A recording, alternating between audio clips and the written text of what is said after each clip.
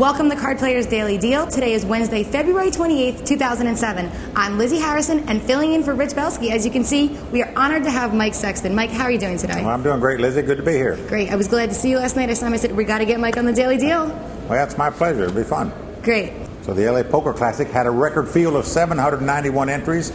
We're down to our final 18 players. And Lizzie, now's when the money gets big.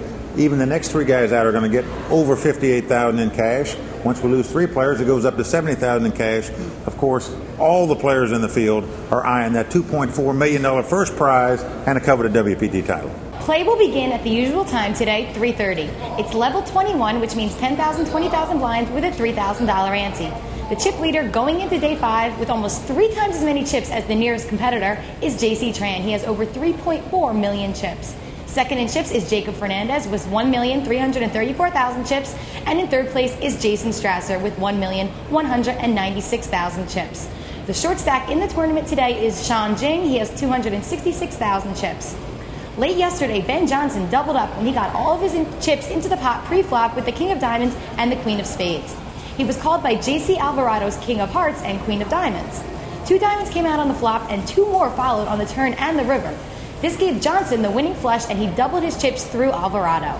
Johnson starts today with just over 1 million chips. Well, Lizzie, there's also some other big names left in this final 18 players. We've got Bill Edler, who recently won a big heads-up tournament here in L.A., Chao Chang, one of the greatest players in the world, no question about that, Paul Wasicka, and the lone lady left, Christy Gaze, has also got a good shot to win this thing. So we could have our first lady champion ever on the World Poker Tour. Who knows?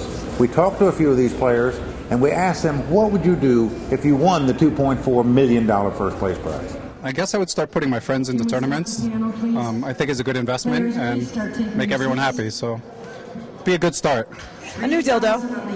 Yeah.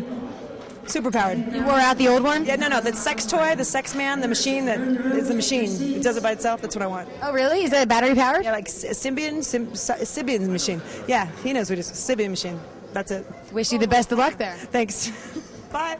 Back in Las Vegas, the Ultimate Poker Challenge launched a new show called Cash Poker. The name says it all, as the show will pit poker players against each other in cash games that will be televised. The minimum buy-in to Cash Poker is $25,000, and the maximum is $100,000. Anybody with the cash can buy into the game. Celebrity co-hosts like Dan Harrington, Barry Greenstein, and Christy Gazes will comment on all of the action from Cash Poker. So the L.A. Poker Classic is the largest $10,000 buy-in in the history of the World Poker Tour. And tomorrow night, we're going to crown a new WPT champion and have another multi-millionaire on the World Poker Tour. Be sure to keep your browser locked onto Card Player TV for all the action from the L.A. Poker Classic. So, Mike, what do you think about J.C. Tran? He's got almost 3 times as many chips as his second place in the tournament. How did he do? How does J.C. always come out on top? Well, I'll tell you, in the very last event we had at Borgata, J.C. Tran was at that final table.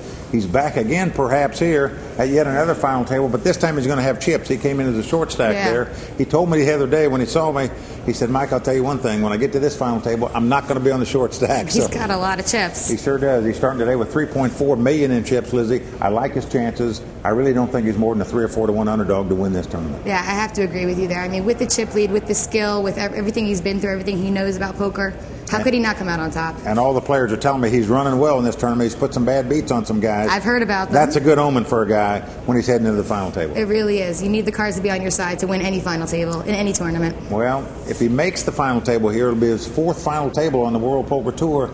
On all 3 other occasions, he's been very unlucky at the final table. So perhaps this time, if he gets there with some chips, maybe luck will turn around for him at the final table. Who knows? He may take his first WPT title. Could be J.C. Tran's time to shine. Well, it could be, but there's 17 other players out there that still got hopes to win this thing. There's a lot of good players. A lot of people have over 1 million chips, so it really, I mean, it could be anybody's game, though J.C. does have a lot. There's a lot of mountains to climb yet before you take that title, I can tell you. You're absolutely right. Thank you very much, Mike. My pleasure. Good to be here. Thank you for watching Card Players Daily Deal. For your daily dose of poker news, I'm Lizzie Harrison. And I'm Mike Sexton. For Card Player TV. And thanks for watching.